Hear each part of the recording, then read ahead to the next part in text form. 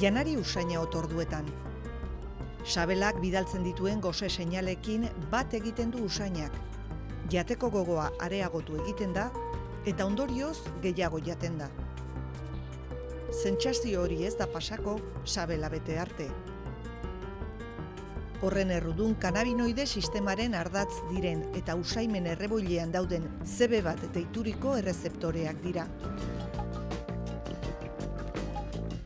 60. hamarkadan kanabisaren kontsumoa zabaldu egin zen gazte askoren artean, eta bere eraginak burmuinean sistema kanabinoidearen elementu nagusiak, hau da, errezeptore kanabinoideak ezagutzera eraman zuen. A partir de ahí, luego se identificaron los cannabinoides endógenos. Ondoren, neuronen arteko komunikazioa modulatzen duten kanabinoide endogenoak identifikatu ziren. Modulando la comunicación entre las células nerviosas. Si hay una actividad neuronal neurona aktibitate handia badago, kanabinoide endogenoak askatzen dira. Hauek mintz lipidoak dira, eta eragina izango dute nerbio bukaeretan dauden mintz proteina diren errezeptoreetan. Ondorioz, sinapsi transmisioa modulatuko da.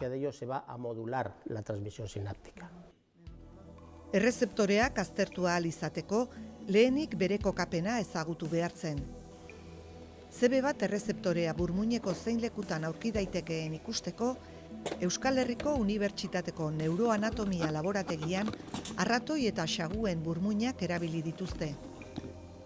Horretarako, 40 mikrako burmuinxerrak antigenoa ezagutuko duen antigorputz soluziotan murgiltzen dira. Sortzen den erreakzioa koloratzaileekin tintatzen da eta horrela, mikroskopioan errezeptoreak dauden lekuak ikus daitezke. Aquí se insinúa hemen sekzioaren silueta profila adierazten da. Eta erdian zonalde bat inmunoerreaktiboagoa dago, marroi kolorekoa, eta horrek erakusten du non kokatzen den proteina.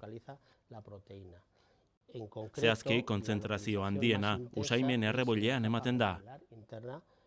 Hor, CB1 errezeptorea asko adierazten da. El receptor CB1 se expresa mucho.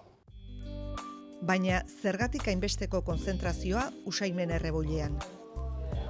Bordeleko Unibertsitatean ikerketa fisiologikoa egin dute CB1 errezeptorea manipulatuz. Gose egoeran jarri zituzten xagu ezberdinak, batzuk CB1 errezeptore kopuru normalarekin, eta beste batzuk batere gabe.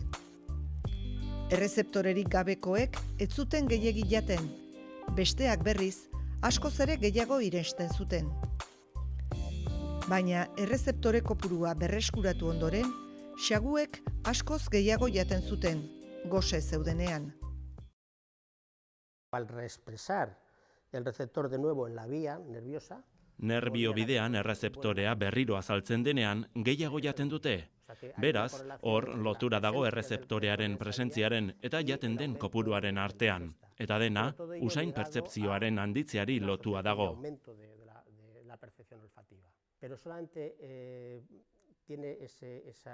Baina errezeptoreak funtzio hori betetzen du usaimen erreboilean, bakarrik gose egoeretan. Egoera normalean adibidez, goserik gabe mokaduak hartzen ditugunean, mekanismo hori ez da martxan jartzen, bakarrik gosearekin. Izan ere, esperimentuak 24 orduz baraurik egon ziren xaguekin egin ziren, eta hor jabetu ginen errezeptore horien paperaz. Y a partir de entonces fue cuando vimos el papel que tenía este receptor.